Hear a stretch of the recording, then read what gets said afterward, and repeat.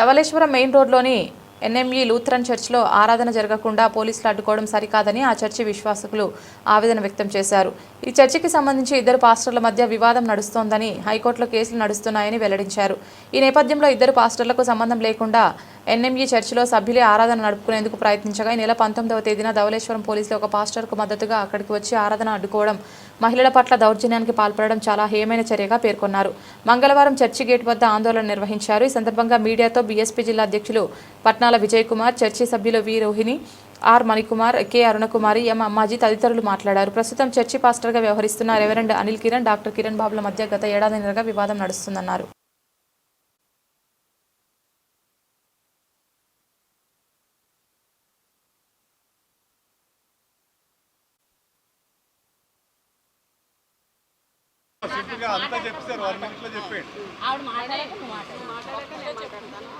నా పేరు ఆర్ మణికుమార్ అండి.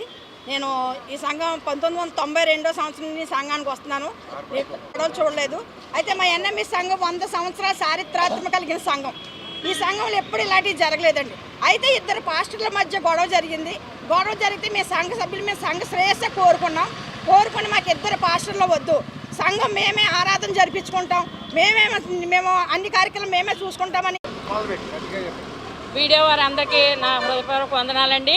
మరి నా పేరు వి రోహిణి అండి. నేను సంఘ సభ్యురాల్ని. ఇక్కడే పుట్టాను, ఇక్కడే పెరిగాను, చనిపోయే వరకు ఇదే సంఘంలో ఉంటామండి మేము. అయితే కొన్ని సంవత్సరంన్నర క్రితం ఈ గుర్రపు కిరణ్ బాబు అన్న అతను మా సంఘానికి చాలా స్వాదన తీసుకొచ్చాడండి. అప్పటి నుంచి 15 నెలలు కూడా ఎక్కడ ఎంప్లాయీస్ కాలనీలో అతను చర్చి రన్ చేసుకున్నాడండి, చర్చి పేరు మీద. ఇక్కడైతే లేడు. ఇక్కడ 3.5 సంవత్సరాల నుంచి ఒక పాస్టర్ ఉంటున్నాడండి. ఆయన వాళ్ళు వేసిన కేసులకి ఈయన రిప్లై చేసి ఆయన హైకోర్టు ఆర్డర్ తెచ్చుకున్నారండి. హైకోర్టు ఆర్డర్ మీద జనవరి 10వ తారీఖుని మరి సిఐ గారు, మరి ఎస్పీ గారు, డిఎస్పీ గారు వీళ్ళందరి మాటల్లో ఆయన్నే ఆర్డర్ ఇచ్చి ఆయన్నే లోపల పంపారండి. మరి జనవరి నుంచి ఇప్పటి వరకు కూడా మరి ఏ గొడవలు లేకుండా సంఘం సబబుగా జరుగుతున్న సమయంలో మరి మాకు ఏఎల్సీలో ఇప్పుడు పెద్ద నాయకులు అంటూ ఎవరు లేరండి. ఇక్కడ 6 సినేళ్ళు ఉంటాయి, ఒక మోడరేటర్ ఉంటారు. వీళ్ళందరూ కూడా మన 25 మేకి అయిపోయారండి, ఎవరూ లేరు. ఇప్పుడు నాయకులంటూ అక్కడ ఏ బాడీ లేదు.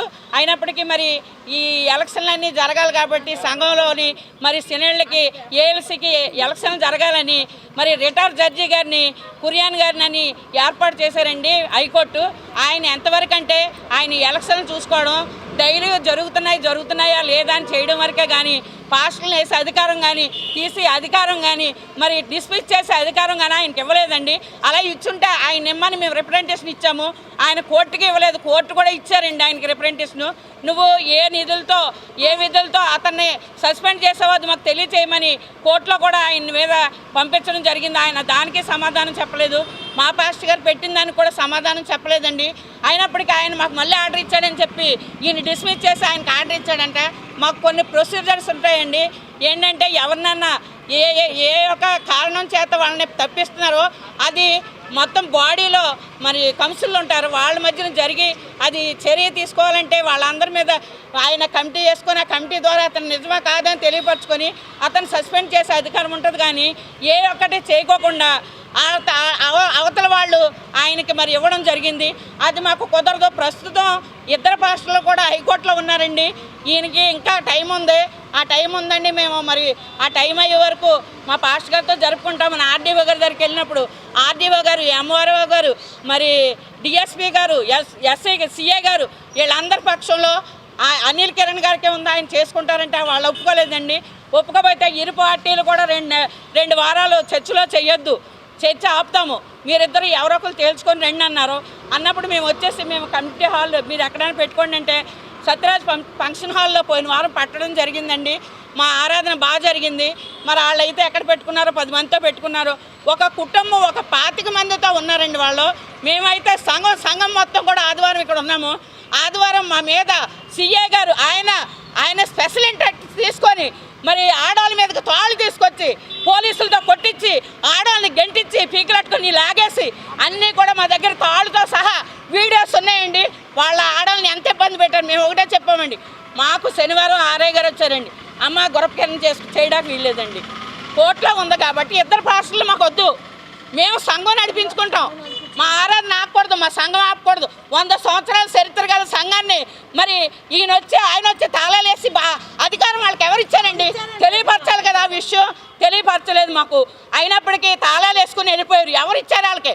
పోలీసు వాళ్ళు ఏదైనా గొడవ అవుతుంటే వాళ్ళని ఆపడానికి రావాలి, వాళ్ళే గొడవ పెట్టడానికి రాకూడదు కదండి. సీఏ గారు ముఖ్యంగా ఆయన ఎక్కడ ఇంట్రెస్ట్ చేసుకొని, గణేష్ గారు ఇంట్రెస్ట్ తీసుకొని పోలీసు వాళ్ళందరిని తీసుకొచ్చి, ఆడ పోలీసులు తీసుకొచ్చి ఇక్కడ ఇలా గీరేసేసి కాలర్లు అట్టుకొని లాగేసి ఆడవాళ్ళని తాళ్ళు అట్టుకొచ్చి భుజం మీద పెద్ద స్టాఫ్ అందరిని దింపేశారండి.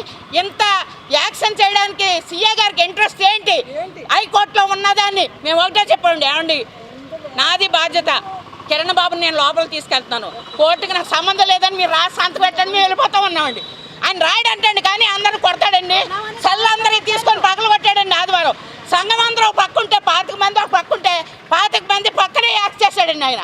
సమస్తము కూడా ఇదంతా సీఏ గారు, ఎస్ఐ గారు, ఈ యొక్క పోలీసులు వీళ్ళందరూ కలిపి వాళ్ళకే చేసి ఒక పక్షాన్ని చేసి వాళ్ళని నిలబెట్టి మా సంఘానికి తాళాలేసి మరి సీల్ చేసేంత అవసరం ఏమొచ్చింది? మేమేం తప్పు చేసామని మమ్మల్ని కేసు పెడతారు, మేమేం తప్పు చేసామని మమ్మల్ని అంటారు, మమ్మల్ని లంజలు అని తిడతారా? ఎందుకు తిడతారు? వాళ్ళకి ఎవడిచ్చాడు అధికారం? కాబట్టి మీరందరూ కూడా మేము ఎస్పీ గారి దగ్గరికి వెళ్ళి పాస్టర్ గారు వాళ్ళ అమ్మ, ఆ పాస్టర్ గారి భార్య వాళ్ళందరూ వెళ్ళి మా భర్తకు ప్రాణహాని ఉందన్నప్పుడు అక్కడికి ఎవరిని రానివ్వమమ్మా, మేము కోర్టులో ఉన్నామని చెప్పారు. ఆ కోర్టు ప్రకారంగా మేము నడుచుకున్నాం. వాళ్ళు బైండ్ ఓవర్ కేసుల్లో ఉన్నవాళ్ళు తాళాలు గుణపాలతో పగలు కొడితే ముందు వారం సీఏ గారు పోలీసులు పెట్టి వాళ్ళు ఎదురుకుండా తీశారు. మా దగ్గర ఫొటోస్ అన్నీ ఉన్నాయండి, మా దగ్గర అన్ని ఆధారాలు ఉన్నాయి.